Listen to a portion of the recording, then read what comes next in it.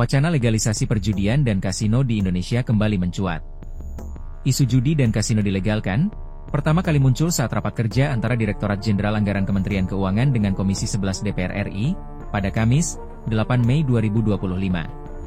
Adalah anggota Komisi 11 DPR dari fraksi Golkar, Gali Kartasasmita yang mengusulkan agar Indonesia meniru Uni Emirat Arab menjalankan kasino. Alasan Gali, kasino bisa menambah objek baru penerimaan negara bukan pajak bermanfaat bagi pemerintah.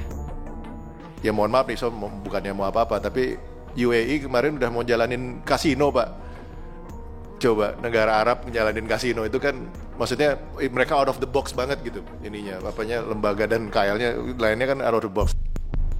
Pengamat hubungan internasional sekaligus guru besar Fakultas Hukum UI, Hikmahanto Juwana menilai pemerintah perlu mengkaji lebih intens mengenai potensi legalisasi kasino di dalam negeri. Hikmahanto mengaku prihatin dengan banyak uang dari Indonesia yang tersedot ke luar negeri lantaran judi. Lebih jauh, Hikmahanto setuju legalisasi judi atau kasino di kawasan tertentu. Meski begitu, Hikmahanto menilai pemerintah perlu mensosialisasi serta dasar hukum yang kuat. Menurut Hikmahanto, pendanaan dari judi bisa menjadi alternatif pemasukan negara di tengah defisit anggaran. Di sisi lain, legalisasi judi bukanlah pertama kali bagi Indonesia. Dalam catatan sejarah, kasino pernah dibuka secara resmi di Indonesia dan memberi keuntungan besar kepada pemerintah.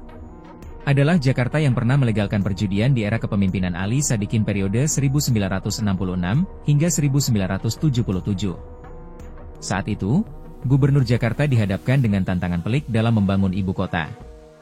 Masa itu, banyak infrastruktur dan berbagai proyek besar belum dibangun karena tidak ada anggaran.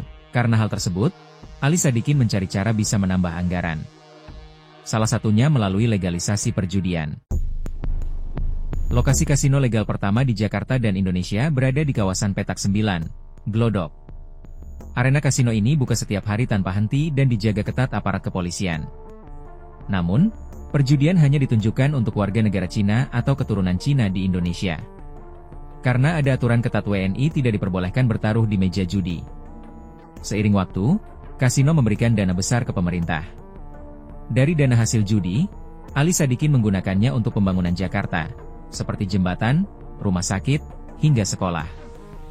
Selama 10 tahun aturan perjudian berlaku, anggaran Jakarta dari semula puluhan juta melonjak hingga 122 miliar rupiah pada tahun 1977.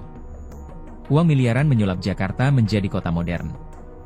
Ujungnya, kebijakan legalisasi kasino di Jakarta berakhir pada 1974 karena pemerintah pusat melarang perjudian melalui Undang-Undang Nomor 7 Tahun 1974.